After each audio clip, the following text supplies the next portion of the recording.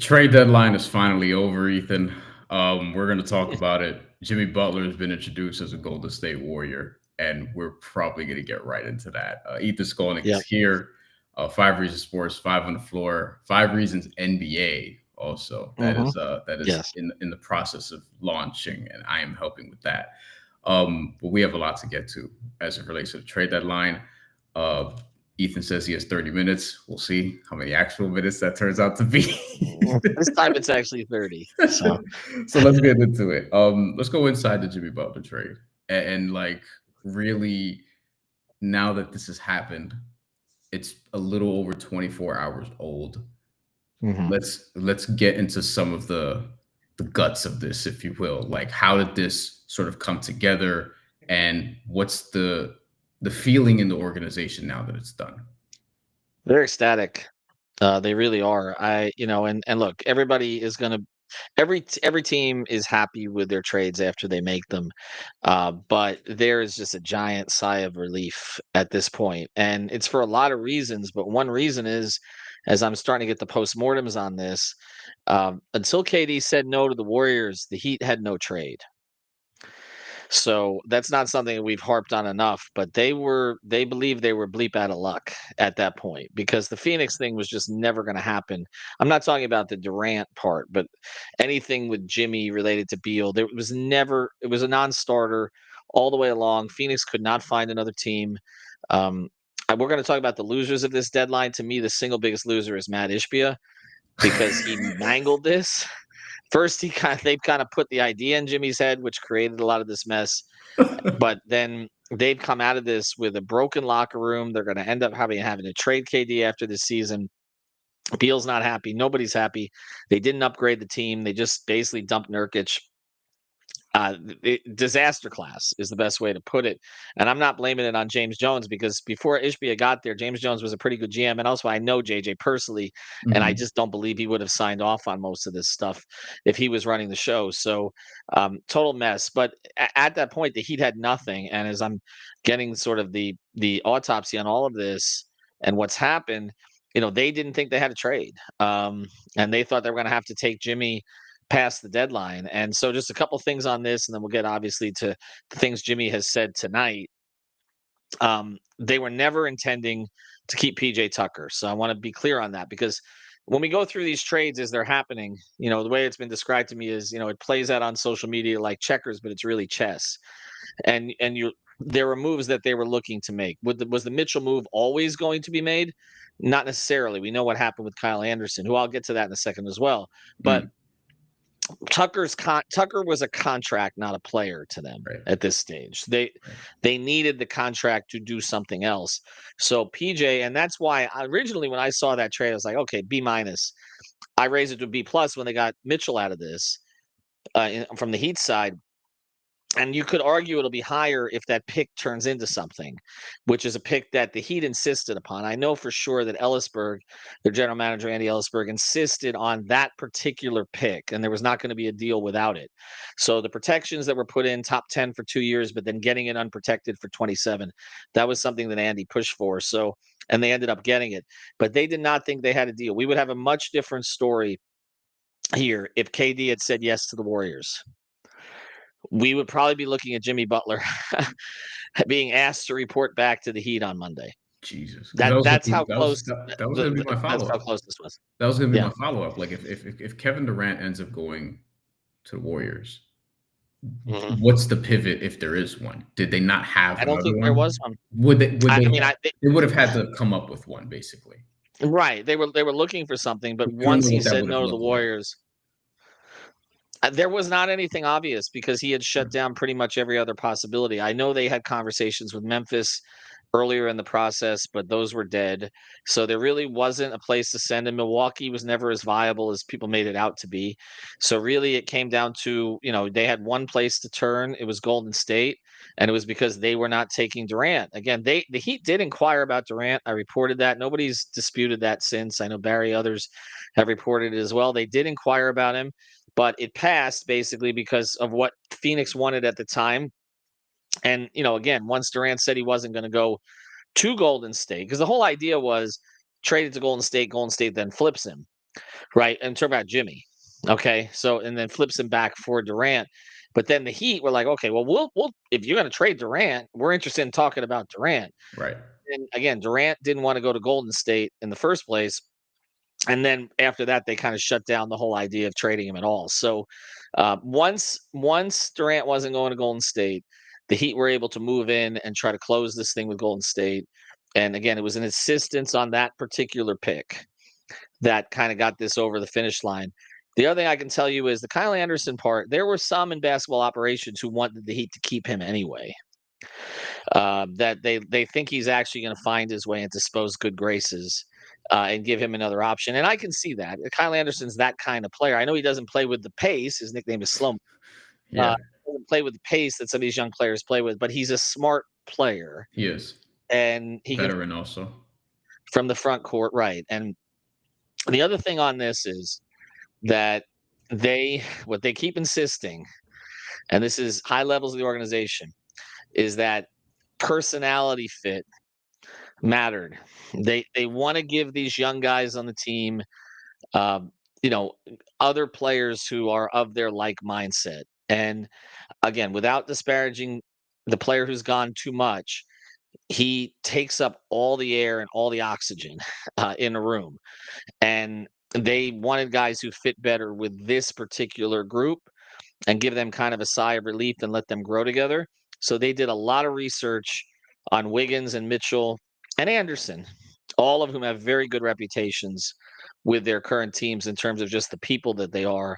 They wanted those kind of fits here. And it reminds me a little bit of what I was told the night they drafted Bam. Somebody who's been with the Heat organization for a long time came up and said, and they dealt with issues with Hassan at that point. And Hmm. so this person said, we did more research on this prospect than any other prospect, and he's the anti-Hassan. That they got a guy who was totally different in mindset, and obviously Bam has blossomed into one of their franchise players and their captain. So that worked out. So they kind of went back to that where they wanted it. It wasn't just about the players; it was about the Right. people. They think they've added some guys who will fit well in that room.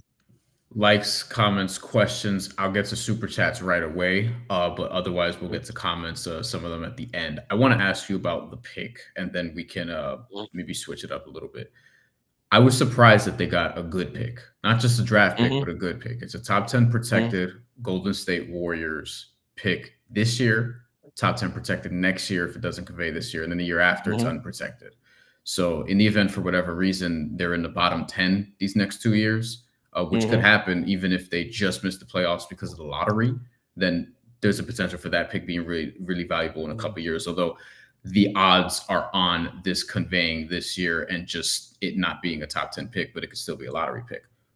Do you think Golden State just offered this out of desperation? Were they in that much of a position to do it? Because the way it looked was Jimmy Butler might not get moved with or for a pick unless it was maybe a pick swap or maybe a heavily protected pick, and this one's not Mm-hmm. that protected at all. Yes, I think so. I think that Golden State, the problem that they ran into, I don't think there was the incompetence in Golden State that there is in Phoenix. Sure. Okay, so I Yeah. don't want to Yeah. attribute those two things, but it's just where they are as a franchise, right? Their two best players are entering their late 30s, and they are highly leveraged to those two players. And they just let another player they were highly leveraged to, was extremely popular, leave for Dallas, right? But they're not in position to go young, not as long as Curry is there. And so I think I think there was miscalculations made by certain front offices. There's a lot of conversation about, well, did the Heat miscalculate whether they could manage Jimmy, right? That's a reasonable thing to say. Okay. But the miscalculations that were made by other front offices also played into this. Phoenix's miscalculation that they could move Bradley Beal or get somebody to take Bradley Beal, obviously a complete, like I said, disaster class. Okay. Golden State's was more, they thought that KD would want to play there. And they didn't get. I don't know, because I mean, Curry spoke to him, and I guess their intel just generally was not that good on that, because it seems like as an organization they were blindsided by the fact he wouldn't want to go. And I'm confused why they were blindsided, because I don't know why KD would have any interest in going back to Golden State. First thing, as long as Draymond's there, didn't make sense because the way that ended. But additionally, he never got credit for going there, for winning there. Now it's a different team there. Now it's not as good a team. It's not a dynastic type team that he joined before. Right. But still, like, I don't understand what the purpose of him going back there. I mean, there's to me, it would be more likely for LeBron to have gone back to Miami than KD to go to Golden State. Okay, I think that can be more justified by the particular person at this point. So I just think the Warriors. And then the problem was the Warriors' business got out there everywhere. And this is why teams like to keep things in house. And it became clear that they were desperate. And so now you're caught in between. The team's not playing that well. They're trying to get out of the play-in. Curry is, entering his late 30s. You have to make a move. We had heard, and it wasn't just me, okay? There were others in the media and then in Golden State media. I heard directly that from someone who is tied in with that organization that Curry really didn't want Steph. I mean, really didn't want Jimmy. But at that point, again, the owner, Joe Lacob, was going to make the move. And if you see the way that Kerr reacted at his press conference, it seemed like he lost a child, like, with Wiggins leaving. Like, it does not seem like they were happy about it. Yeah. Even Steph's comments were not all that welcoming. So it just seems like they got desperate. It feels like I will say this about the Heat, and this is why I may have actually graded them too low by saying B+. They did not have leverage in every one of these situations, for sure. I mean, Jimmy took a lot of leverage out of their hands. They did the best they could with the leverage they had. And I really think that, the star of this is going to end up proving to be Andy in a lot of ways, because I just think they did not budge on this stuff. And he ultimately insisted on that pick. And that is a key part to this trade. I mean, that you're talking about getting a pick. I said if they got a pick, get the pick this year. Get the pick in 2025. Strong draft, lottery players all the way up until 20, gives you some flexibility. And also, if you're trying to refresh this core, do it right away. Like, you've got young players who are pretty advanced at this point. You could get competitive quickly. Getting into this draft was a big deal. So I think that, and they probably are going to get into the draft because I think the pick will convey. And if it doesn't, okay, it conveys the next year, or worst case, you get an unprotected in 27. So, and you get an unprotected from an organization that doesn't, I don't know how good they're going to be at that point. I don't know either. Curry might be retired. His contract's up. Yeah, and there's not even a guarantee they make the playoffs this year, right now, No. the way the West is shaking out. So I want to get into, we will throw up a couple comments on this before we switch gears. I want to ask you, though, we did just see Jimmy Butler's introductory press conference before this started. There are a bunch of quotes. Just overall, what's your sort of your outlook on this? Because he's saying all the right things, that he has love for people in Miami and things of that nature, but he also said he has his joy back, which, right. It really means, hey, I got paid, so I'm happy again. Essentially, because as soon I knew Golden State was desperate when he got the extension right away. But just what do you think of the press conference? And separately, two-part question. I'm gonna turn this into Wiggins getting number 22 was very interesting. Oh, I said he would. Yeah. Well, you did call that. Yeah. Also, Jimmy took number 10 in Golden State. You know who used to wear that number? Tim Hardaway. Yeah. He's saying it's for Neymar. He's saying it's for Neymar, but well, he is a soccer guy, and that's certainly part of it. But he's a Neymar guy, especially. He knows who wore that there. So yeah, I mean, there's something definitely to that. I mean, as far as 22, they should absolutely give him 22. Look, his number's not retired yet. Okay. At some point, if they retire it, then nobody else will wear 22. They gave Dragic's number to Lowry. Dragic didn't end the way that Jimmy did. So they literally placed Dragic with Lowry, and they gave him 7. Someone else pointed out, you would know this better than me, that they gave James Ennis 32 after Shaq before they retired Shaq. They did. Okay. Yes, they did. It's a thing that happened. They did. And they also don't do tribute videos for anybody who doesn't win a championship. Although I think in this case, they will stray from that. I know when Strus came back, Max was upset they didn't give him a tribute. And we had to explain it to him that's the way that they do things. It's all you have to have won a championship. So they should give a tribute video. If Jarvis Varnado ever comes in and sits in the stands there, they should give him a tribute video, but not give Jimmy one. I elite think that's college kind of a shot silly. blocker. I kind of think that's kind of a silly rule anyway. Yeah. But look, he's going to take the high road for now. I mean, it's funny because he said the truth will come out. The one thing about his comments, he kind of pivoted, and I haven't listened to the whole thing yet, but I've seen the quotes.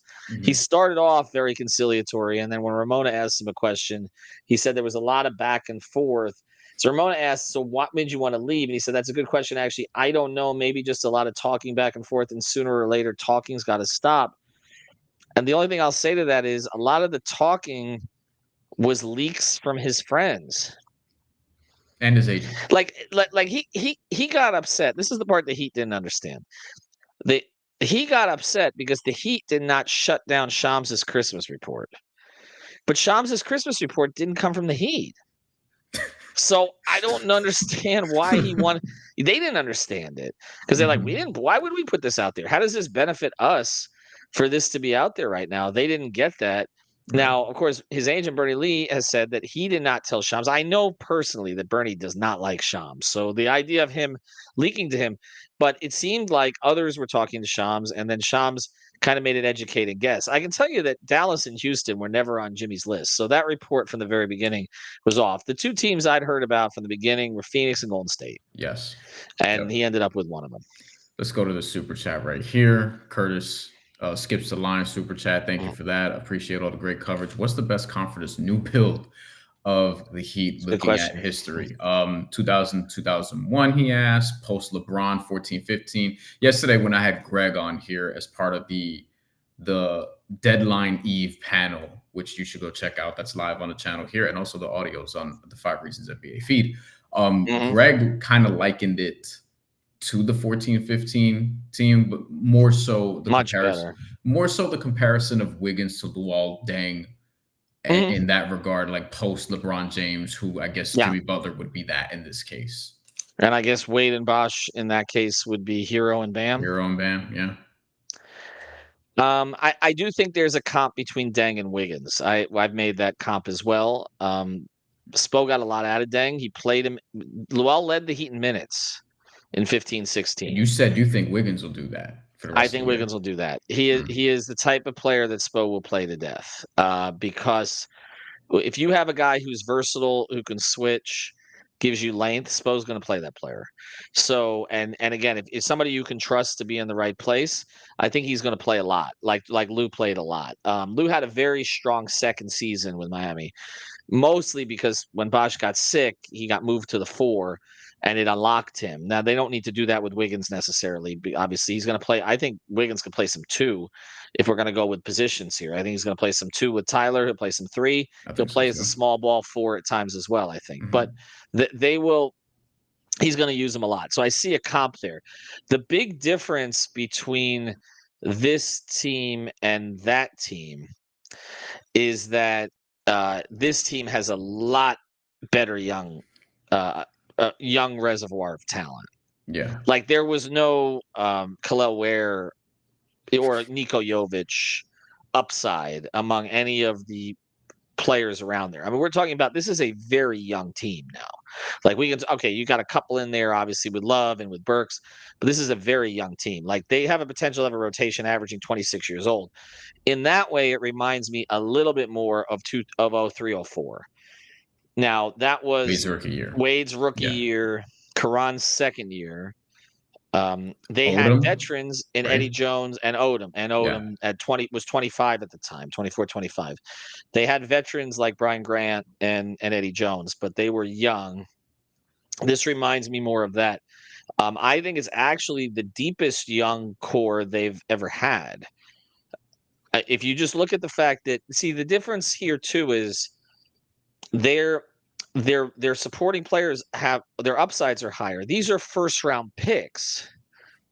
These are first round picks. Like these are not, and not to disparage the guys they've let walk, like the Rodney Magruders and the Caleb Martins and the Max Struces and the Gabe Vincents and on and on and on. These are first round picks, okay, by a team that knows how to draft now, which And they didn't develop. really at the time. I mean, yes, Dwayne, yes, Karan, but obviously there was a long history before that of them not drafting or not prioritizing the draft. So this is a different beast in terms of that. Like I to me, Brian, they've built a team that's perfect for a star to come into. Yeah. Yeah. This is where the Nets were in 18-19 when they Hmm. had D'Angelo Russell, Spencer Dinwiddie, Karis LeVert, Rondae Hollis Jefferson, and then they had a mix of veterans like Damari Carroll, for example. Jared Allen was young on that team. And then they ended up getting Kevin Durant, Kyrie Irving, and eventually James Harden. Well, I don't think the Heat need to or are going to do that, like just change it Hmm. entirely. But that was an organization and a team that was ready for a star at that point because I was covering them at the time and we were talking about could they get Tobias Harris in free agency, and then Right. leading up to free agency it was like, oh wait, no, they're actually like talking like big game hunting, like stealing stealing air quotes Kyrie Mm. Irving and Kevin Durant from the Knicks. And Right. then that ended Right. up happening. So now it's like, all right, you're in a position where the star you'd also be looking for is probably going to be 27, 28. It's not going to be Hmm. somebody who's 34, 35. So I think it just makes more sense in the direction that they're going. Let's hit a few more questions so that we can go around the NBA also. Hmm. Sayless D, who's always a contributor here, we appreciate that. Yes. Did they shop Rozier or Duncan at all? This is a question that I also have. I mean, they definitely explored stuff with both. I don't have the specifics on all of it, but I would say more Rozier than Duncan. I don't. They've never really looked to move Duncan. This is the funny thing about this. They did have a trade for Duncan, which I've talked about this offseason, which basically was executed, which was they were going to send him for Harrison Barnes this Hmm. offseason. And what happened with that was part of the DeRozan three-way trade. And initially, it appeared that Herter was going to be sent from Sacramento to San Antonio. You see, Sacramento and San Antonio have done business before. Yes. Herter was supposed to be sent to San Antonio, in which case then the Heat would turn around and trade Duncan to Sacramento for Barnes. So Duncan would replace Herter. But San Antonio insisted on Barnes and they wanted to keep Barnes. So as a result, then again, they weren't trading him. And I actually asked Barnes, if he knew of the Heat's interest, and he kind of smiled. So when he was in town with San Antonio, so that was a real thing. Once they did not get Barnes, that's when they signed Haywood. So and they decided to keep Duncan. Davion Mitchell is interesting too. Say, let's D asked about him. I think this could be a Mm. 30-second answer or even a yes or no answer. Do you think they resigned on Davion Mitchell? I think there's a chance he's restricted. I think He is. It's they'll important. see how Drew Smith recovers, but you've had an ACL and an Achilles Mm, already with him, but they would like to give him an opportunity. But I could see them keeping him. Absolutely. I think he's going to fit. I don't know if he's going to be plugged in as a regular rotation player from the jump. I think it's more likely he'll work his way into the back end of the rotation. But we've said they have not had anybody to take Rozier's minutes when he's not playing well since Drew got hurt. they And might now they have now. somebody to take his minutes. Yeah, they Yeah. do. One more on the Heat. Steve Kerr sounds scared to death to coach Jimmy. Poor guy. I, I don't know if scared is the right word, but I do like. There does seem to be some like, we'll see how this goes. Just energy I, from him, I Steph think the owner, Curry. the owner made this trade. Yeah, The owner made this yeah. trade. I mean, Mike Dunleavy has a relationship with Nick Harrison. I believe they roomed together in college. So, Mm. um, but I don't get the sense that this was a Mike Dunleavy move either. And I Kerr wanted Vucevic. Didn't Jimmy I play know with that. Dunleavy with the Bulls? You don't. I think they did cross over I want for to a say he year or did. two. Yeah. I believe they did. I believe they did. I think they did cross over for a year or two. But no, I think this was a move that ownership decided this is good for us. It's like I think to Kerr and Curry and all them, it's like here's your medicine, take it. Yeah. You'll thank me for it later. Make it work. We'll see if that medicine is healing or poison. I'm not sure yet. Okay. Well, we talked about Luka Doncic last week, Mhm, and mhm, just the ridiculousness of that. And then but the Lakers end up Charlotte stockpiling picks. By the way, they got a first for Terry mhm. Rozier, got a first for I think the PJ Washington deal, they're getting a first for Mark Williams, who I didn't think was going to Yeah. get traded. Charlotte trades Mark Williams to the Lakers for Dalton Connect, Cam Reddish, who is still in the league, a first round pick, and a swap.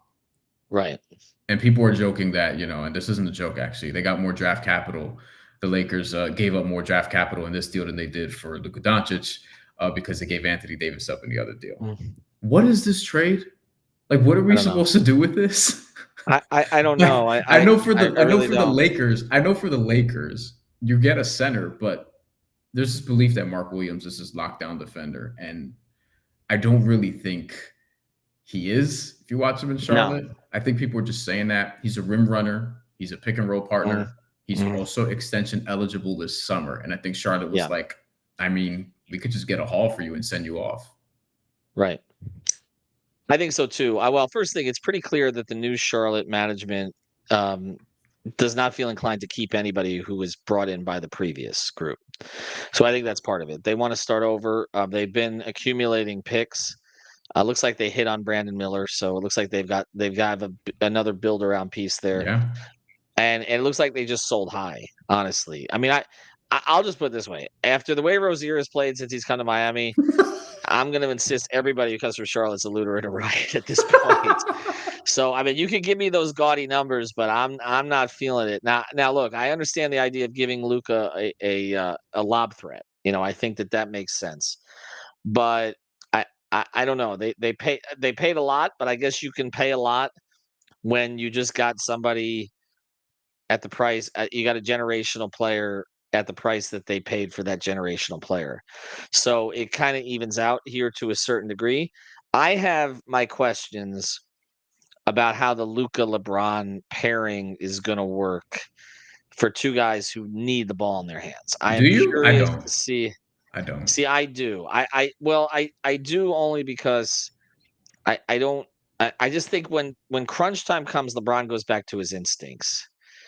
And that's where I'm curious to see how this plays out. I feel like they're going to blow out a lot of teams, but I wonder what they're going to look like in clutch games. Not because LeBron's a bad clutch player. He's not. That's been one of the most ridiculous narratives over the course of his career. It really has been.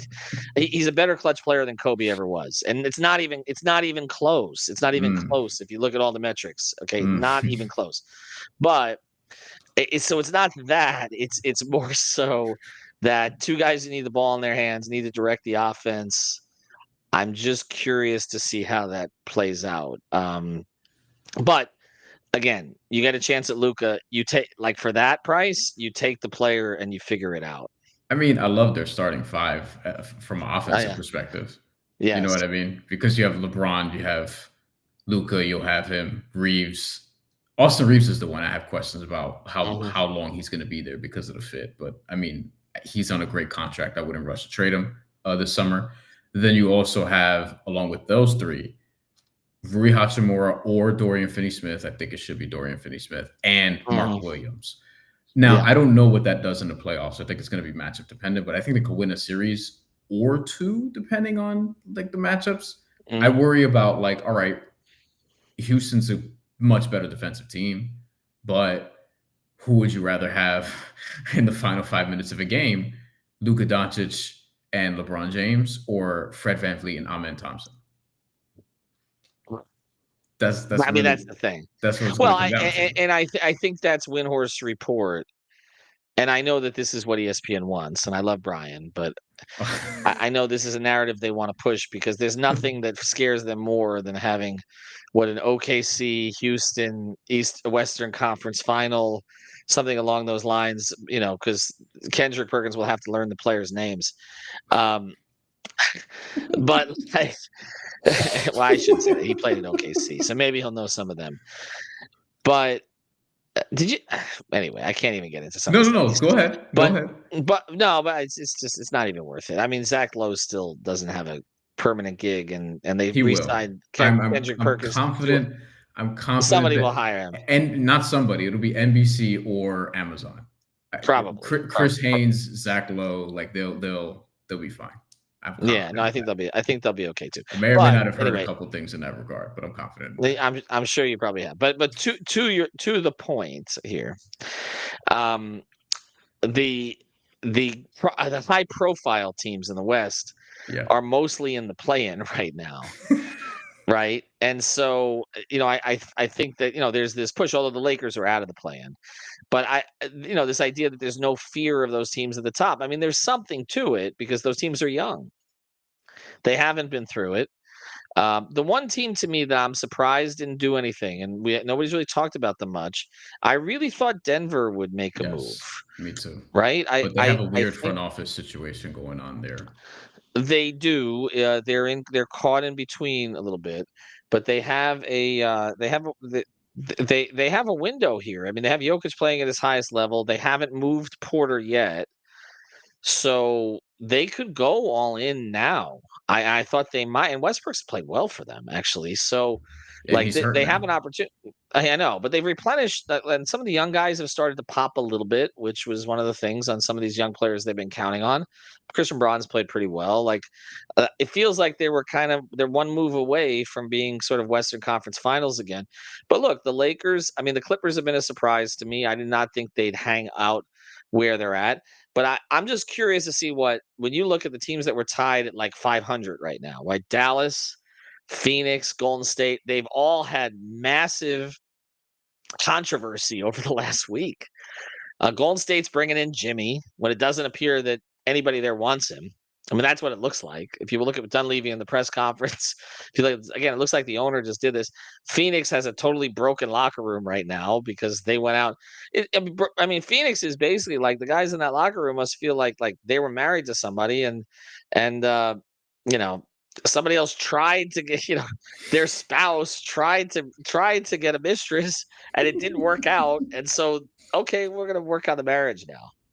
That's what it looks like. And that's Phoenix. And then Dallas, like, okay, I understand like Luka wasn't playing lately. AD, there will be a point where he does not play. But and I understand leaning into defense and all this kind of stuff, but I mean, they traded a generational player. Anthony Yeah. Davis he was in the top 50 list, right? But Anthony Davis is an elite player. But he hasn't always come through when he's needed to come through. I mean, he just happened to come through and make a ton of mid-range shots against the Heat to win the championship in 20. But 3-pointers too. there, but he has disappeared at times in some of these situations. So I don't Dallas, Phoenix, Golden State. I mean those, and then Sacramento, like they were starting to win after the coaching change, and then they just traded Fox. So the West could go pretty much any direction right now. Yeah, I have no idea. I just know I love Oklahoma City as a team. I wish they did something. As a matter of fact, I thought Oklahoma Yeah. City could have went Well, out they and tried picked to up a get. pick, didn't they? Didn't they pick? Yeah, They always pick up a pick. They just pick up picks to take care of other people's problems. I don't know when yeah. these picks are all going to happen. I think they got Daniel Tice, but whatever. I thought they could Yeah. have. I thought they could have been in the Cam Johnson market, but the Nets ultimately. And we talked to Brian Lewis on New York Got Game earlier. Like he basically was like, the Nets don't feel the need to move on from Cam Johnson right now Mhm. because he's got 2 years left on his deal after this year. Descends one of those years, I believe Mhm. next year. And you could just revisit this in the summer and still get like his value is not going to diminish so long as he stays healthy. Right. And you could shut him down in March if you want. He didn't say that part. I'm saying it because we know how the NBA works. But if you look at the Right. Western Conference, like that kind of is what it is there.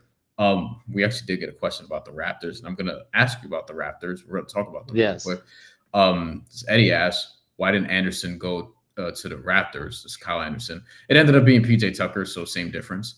Yeah, I don't Um, know why. I don't know why Masai backed out of that. I know the Heat thought they well, had a trade. I can tell you because Kyle Anderson has more years on his deal, and PJ Tucker Right. doesn't. They Right. So it traded was easier to flip. for Brandon Ingram. Mm. I heard on Bill Simmons show that the Raptors traded their first round pick for, or traded a first round pick for a player who was expiring like 4 consecutive years or something along the lines. It doesn't even Yeah. sound right. Yes. But Yes, they have. And then of course they didn't end up re-signing Siakam. Or they didn't end up keeping Siakam. but now they have a smaller, worse Pascal Siakam in Brandon Ingram. a perplexing. So this is what Toronto's going to look like next year, and this is Mm, important for the Heat fans who are watching this. This is what Toronto's going to look like next year. It's going to be Emmanuel Quickly, R.J. Barrett, Scotty Barnes, Brandon Ingram, Jakob Porto, if he's still on the team. You still have mm, Grady Dick, who's going to be in mm, his third year. mm. Ochai Agbaji, I think, survived the trade deadline. Also, like I don't know what the Raptors are doing. I just put out a clip on this. We talked about this yesterday a little bit. We're all kind of confused as to what the fit is here. Scotty Barnes needs space, and then you traded Yeah. for Brandon Ingram, who's going to play like R.J. Barrett, and you have Emmanuel Quickly, who's going to try and get downhill and continually knock into all Mm, three of them, while mhm. Jakob Perto is standing there in the paint. Like it doesn't make any sense what Toronto's doing to me, at least. Well, it's felt to me like for the past few years, Masai's kind of looking for a direction, and I don't know that he's necessarily chosen one. I thought that they were willing to kind of back off a lot after making the Anunoby deal, and it just doesn't appear so. Because then you pay quickly, and now you're putting together this group where it looks like you're trying to be competitive a little faster. I mean, I don't think they're going to be bad. I think they will be better quicker than some of these other teams that have, have gone into sort of full tank. But it is an odd move. I'll tell you that the move, there are a couple of under the radar moves that I really liked in this deadline more than what the Raptors did. I had been hearing about DeAndre Hunter to the Cavs for about a Yeah, week, and I really you liked did. that move for them. They have look, they Levert was not necessarily a need for them, like to keep him. Even They've though got he's a very Kenny Atkinson favorite. So it surprised me a he little bit, but Ty Jerome's played so yeah, well. but they have some role players who played really well. Yeah, and Yeah. and so and then but Hunter gives them something different. They and I mean they what's his name? They kept their former first round pick that they re-signed at the last second this summer, the Okoro. Okoro, But who's they hurt right now but also. right. So this gives them something a little different, and it gives them some flexibility. I mean, you talk about their core four, but then that other spot, Struess missed a lot at the beginning of the season. Okoro's missed time now.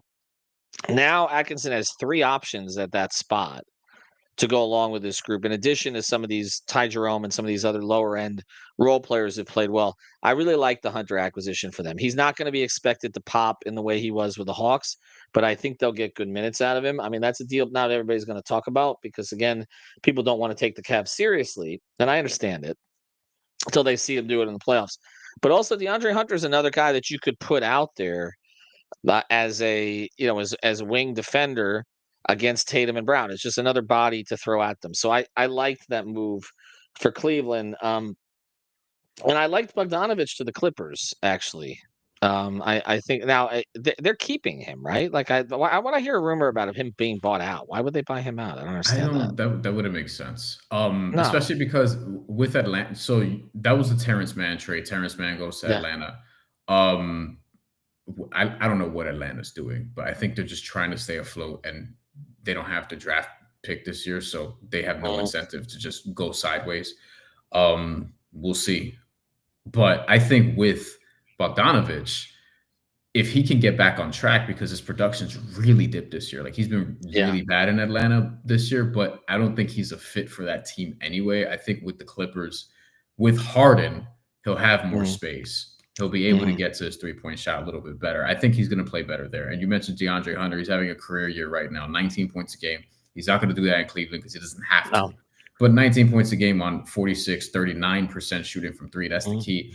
And what I think it does is, like, if I'm the Knicks, I'm a little worried because, okay, DeAndre Hunter is a wing that Mhm. Cleveland needed. Like this is what they needed because they have two guards who can create, who are kind of small but can create at an elite level, like as a tandem. Mhm. And then you have obviously Evan Mobley and Jared Allen, which are, they're two bigs now with more experience playing together. They're making it work. They're executing, and they're going to do some damage in the playoffs. And they look more ready than they were in their infancy.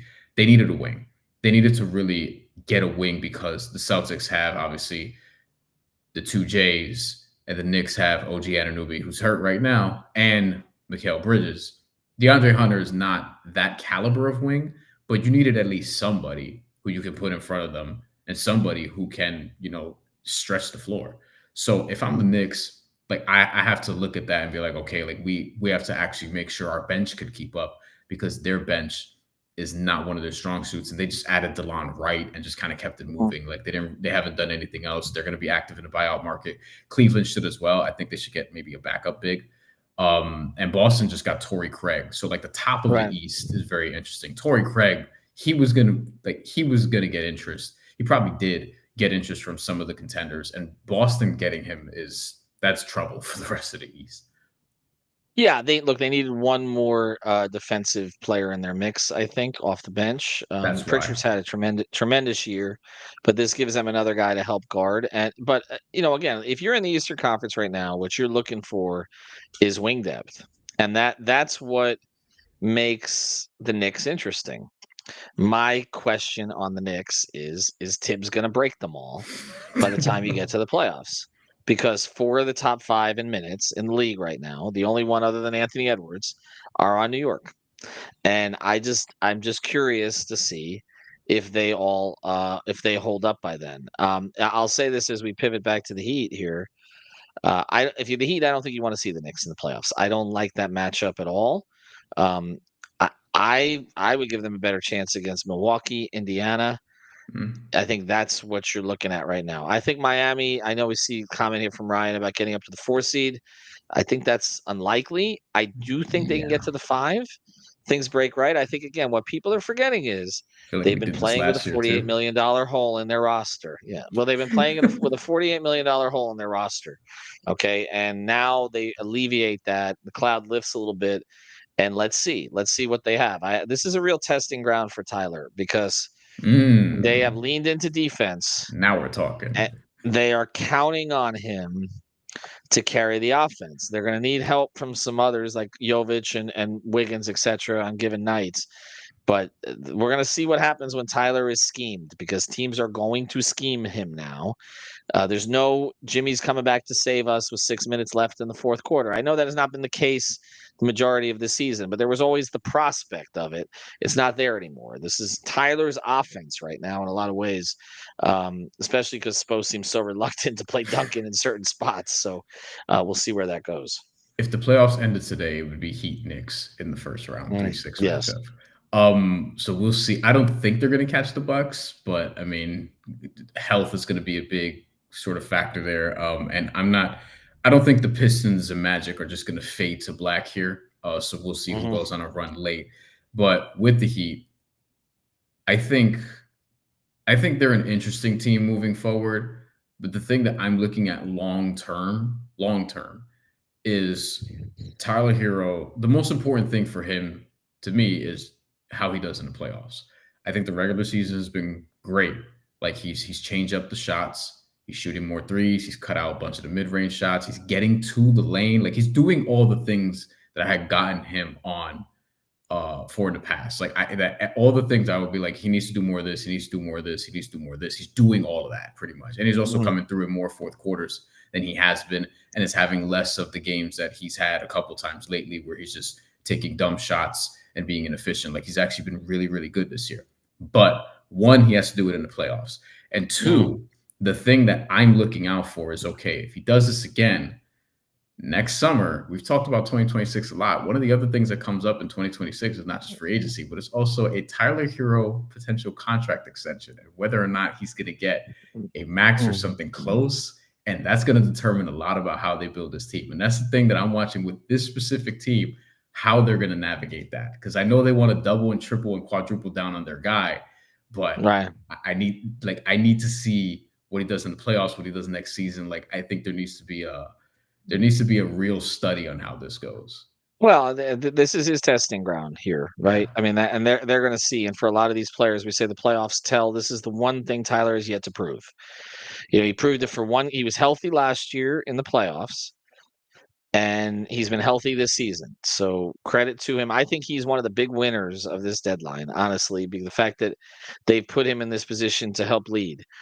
But now he's got to do it in the postseason. And they got to get there first. So this is an interesting 25 to 30 game stretch going into the playoffs for him particularly.